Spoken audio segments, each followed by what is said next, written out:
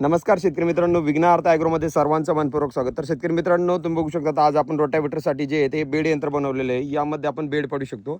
आज आपण शेतकऱ्याच्या तिथे डेमोसाठी आलो होतो. हे यंत्र आपण शक्तिमानच्या रोटावेटरला बसवलेले 36 ब्लेडला आणि आपण शेतकऱ्याकडे आलो होतो. आपण स्वतः त्यांना विचारू बेड वगैरे कसे पडतात. बेड एकदम चांगले पडतात. ऊसाचं, कांद्याचं कुठलंही असो, आलं, अद्रक सगळ्या पिकासाठी चालतंय. ओके आणि बेड 3.5 फुटापासून आम्ही सगळं बघितलं तर एकंदरीत 6 फुटापर्यंत 5 फुटापर्यंत बेड पडतात. जसे पाहिजे तसे पडतात. यात आपण ऊस दाबू शकतो. यावर कांदे, अद्रक, सर्व पिकांना चालतं. ओके. आता बेडची रुंदी कमी जास्त करता येते आपल्याला. दोन्ही मधली जी काही नाली पडते ही नाली पण आपल्याला ऍडजस्ट करता हो, येते. नाली पाहिजे असली तशी 2 फुटापर्यंत 1.5 फुटापर्यंत नाली होती. रुंद पाहिजे असली रुंद, जेवढी कमी पाहिजे तेवढी कमी होती. ओके. आपल्या मनावर आहे आपल्याला किती घ्यायचं, काय घ्यायचं, जसं पाहिजे तसं ऍडजस्टमेंट आहे. ओके. त्यानंतर बेडवरचा जो बॉटम आहे, बॉटम ऍडजस्ट करण्यासाठी आपण प्लेट दिली. त्या हो. प्लेटचा फायदा होतो का आपल्याला? प्लेटचा 100% फायदा होतो. प्लेन येतं, जसं पाहिजे तसं येतं. त्यात ढेकळं वगैरे काही जरी असले दबून जातात. प्लेन येतं व्यवस्थित, काय problem ओके. त्यानंतर आता आपण बेडवरती जे मार्कर दिलेले आहे, मार्करचा पण उपयोग आपल्याला नाही. होणार आहे. मार्करचा आहे ना उपयोग. मार्कर असल्यामुळे आपल्याला अंतर सेंटर घेता येतो. मध्ये उगळी पण पाडता येते. आपल्या मनावर आहे आपल्याला उगळी ठेवायची नाही ठेवायची.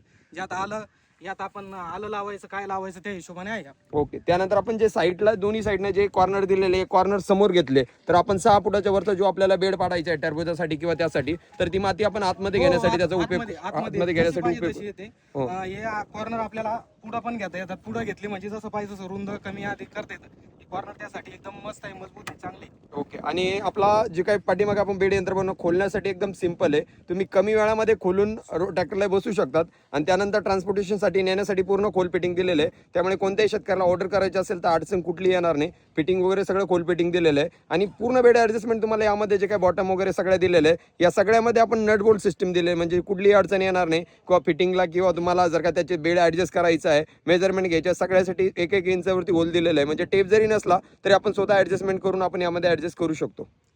तर त्यानंतर आमच्या गावचे सरपंच आहे, सरपंचांना पण विचारू आपण कसं वाटतंय. चांगलं, खूप चांगलं आहे. काही अडचण नाही कुठलीच. काय ना काय व्हिडिओ चालू आहे, बोला. काहीच कुठलीच अडचण नाही. सगळ्या अद्रकसाठी, ऊसासाठी, तुम्हाला सांगतो काही तांबडी लावायचे, सगळ्याच गोष्टीसाठी पुन्हा एकदम चांगलं आहे.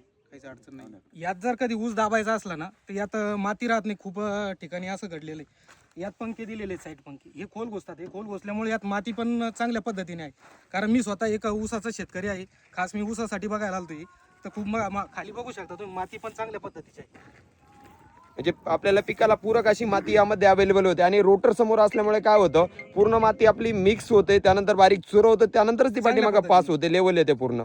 आणि जर का आता आपलं नवीन ॲडजस्टमेंट यावरती आपण येतोय, खतपेटी आपण यावरती बसून देणार. म्हणजे ज्या शेतकऱ्यांना बेसल डोस द्यायचा आहे तो यावरती आपण डायरेक्टली बेसल डोस आपण यावरती देऊ शकतो खतपेटीने.